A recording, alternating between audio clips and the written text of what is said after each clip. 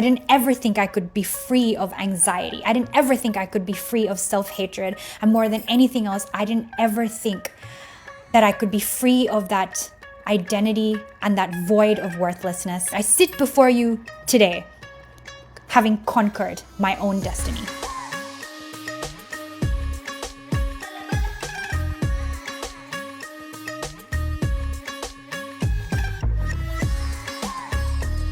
Okay guys, hello, welcome back to another episode. This is Amritha. I'm coming to you from a city called Da Nang in Vietnam today. A little bit of an uncomfortable couch situation. As part of this Upasana, holy crap, oh my god, it just brings up everything, you guys. There's nowhere to hide. Everything is just there. And there are days where you feel just so high and so intense, like so divine and so elevated and higher level of consciousness. And then there are days like the last few days where you just feel like, what am I doing? I'm pissed off. I'm triggered at everyone. I'm yelling at trolls online. Like, what am I doing? And I think the really cool thing about Upasana is it tests your ability to hold space for the entire range of human emotion, from ecstasy to divine levels of consciousness, to anger, rage, hatred, jealousy, to just generally being pissed off at the human race. Like, you go through every single layer of human emotion that is possible. So as I'm filming this, like, I am triggered. I'm pissed. People are pissing me off. But you know, what's my job? My job is just to show up every day, do what's right by Devi, do what's right by me as a devotee, do the Upasana, shut up, deal with all my shit, and just keep showing up. That's it. Taking all of that rage out and throwing it at Kali Amma. And she was drinking it up like blood. She was literally drinking it up like blood.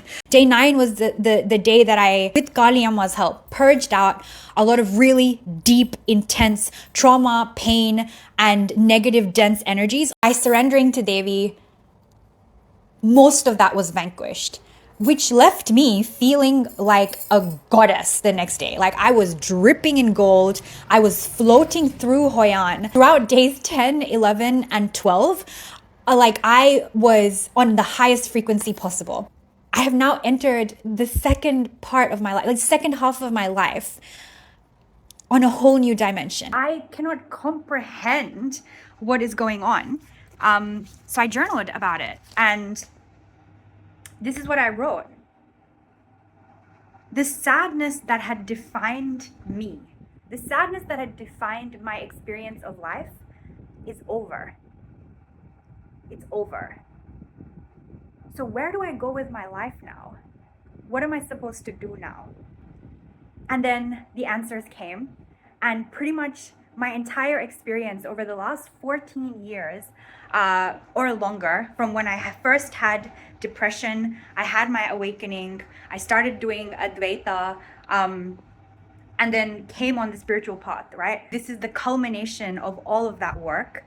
And now we are in that phase of Upasana. We are in that phase of this being's life where she rebuilds, where she not just rebuilds, she builds. She builds. She builds. I can't believe I'm showing up with my pimple and no makeup. Honestly, don't care anymore. I have completely transformed as a human being. I'm not the same human being anymore. I'm on a different level of consciousness. I'm like, can you believe that? I don't hate myself anymore. My whole adult life until now, I was just hiding. I felt like I was Quasimodo. Have you guys watched this Disney? It's like a Disney movie, I think. Quasimodo and Esmeralda. Quasimodo is this character who falls in love with this gorgeous brown girl called Esmeralda.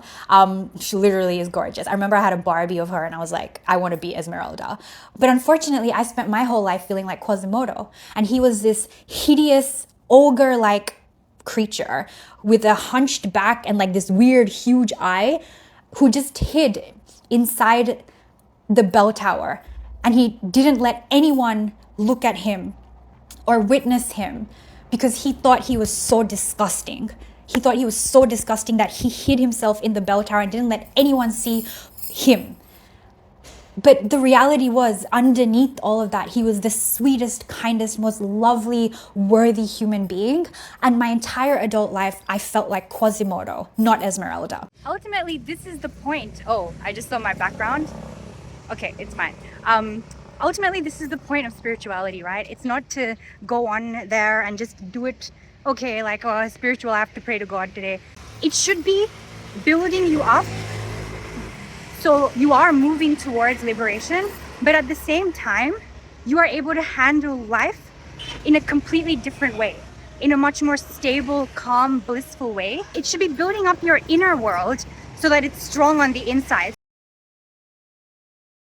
More than anything else, how you perceive yourself will literally determine your entire experience of life. No matter what I did during my adult life, guys, no matter how much weight I thought I had to lose, no matter how much makeup I put on, no matter how beautiful I tried to make myself look, no matter my Ivy League MBA, no matter being a successful entrepreneur and pulling in multiple six figures, no matter how fancy my accomplishments were, no matter anything, deep down, I felt like I was Quasimodo, and I felt this deep void. I am disgusting and I'm worthless.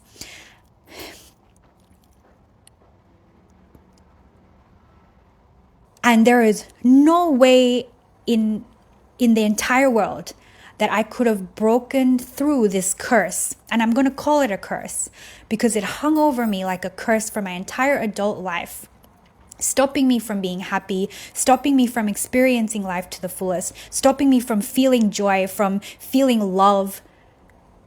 There's no way I could have broken this curse without my deities, without my deities. And this is the perfect time to talk about the concept of karma and changing your own destiny through spiritual work. Look at the difference in this being from a couple of days ago to now.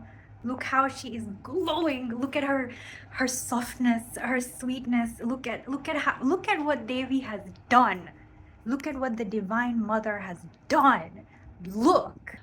This second phase is so different. She stopped me from doing the mantra that I was doing the first 9 days. She just stopped me. She stopped me. I had to go through the first 9 days of trial by fire. I had to burn away that karma, that negative density, right? I had to burn all of that away in order to be allowed to even say and learn the mantra that she's given me for this phase. This mantra is hope, it's renewal, it's gold, it's love, it's joy, it's abundance, it's prosperity. Like it's a new world. It's a new world. Karma is like the cards that you get dealt when you come into this life. We come into this life form looking a certain way in this particular, we're born into this certain family. Like there are certain permutations and combinations that we're born with. That is the cards that you have been dealt. So now you're sitting at the poker table of life and you have this set of cards. And so one option is you look at this set of cards and you're like, holy shit, I am screwed. I'm going to lose this game. I'm going to lose. There's no way I'm going to win with this, right? And that's one option. The second option is, okay, all right, most of these cards suck. This is not great. Other players probably got better cards than I do. What is good about the hand that I've been dealt? What can I do with this hand of cards to potentially win this game? You might come into this life with like a fixed set of cards, but your free will determines what you do with those cards. And I used my free will to level up. I used my free will to commit to the spiritual process. It has taken me 15 plus years to level up my cards, to change my cards. And I did. I've changed my own destiny. purely through a relentless commitment to healing all of this pain within me, no matter how hard it got, through a relentless commitment to pursue God, even when the rational mind said you should give up on God. What has he done for you? Through spirituality, through inner work, through healing, I am sitting in front of you today as this happy woman.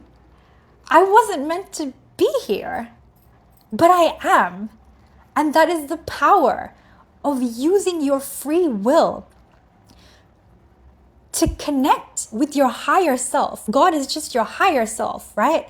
And see if you can level up your deck of cards so that you actually win the game. So I don't ever want you to be sitting there being like, holy shit, like, I think I'm just condemned to live a shitty life. You're not. No matter what you've been through. And I'm saying this as someone who has walked through hell multiple times to get here. No matter what you've been through, no matter what shitty karma you think you have, you also have the biggest, most powerful thing that you can possibly get as a living entity. You have choice and you have free will, and you get to use that one thing to say, how can I take what I've been given and level up? And level up and level up. And the best way for you to do that is to connect to your highest self. Let's go see if I can transform from Quasimodo into Esmeralda. And I now sit in front of you today as Esmeralda. That's corny. That was so corny, but I'm going to leave this in. I don't care.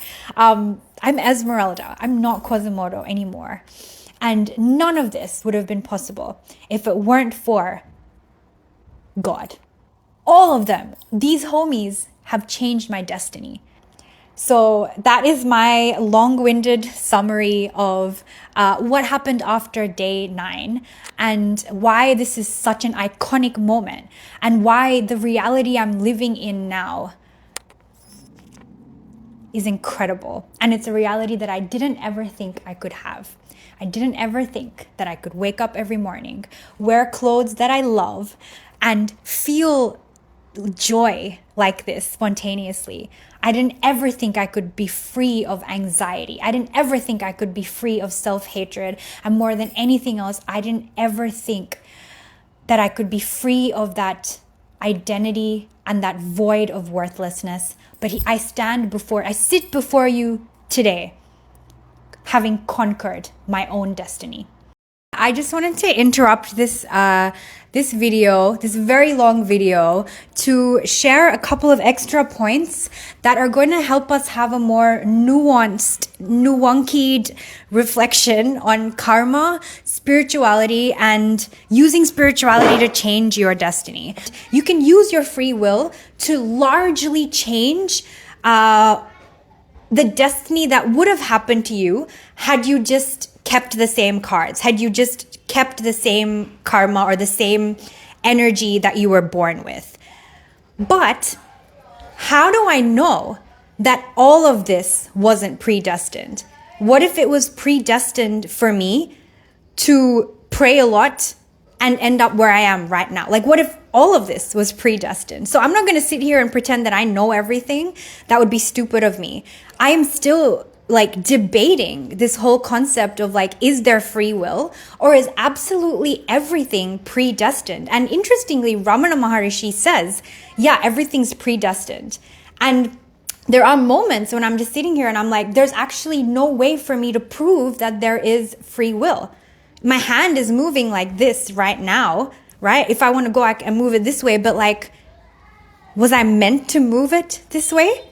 Was that already written? Is everything predestined? I don't know. But what I do know for sure is that it is not an option to feel defeated by life. And if you know there's a way for you to at least shift your inner state, change your inner world so you are much happier on the inside, that much I know we have control over. That much we have control over. Our inner world we have control over. Everything else, does changing your inner world change your external karma? It could, that it could. To what extent? We're just gonna have to find out.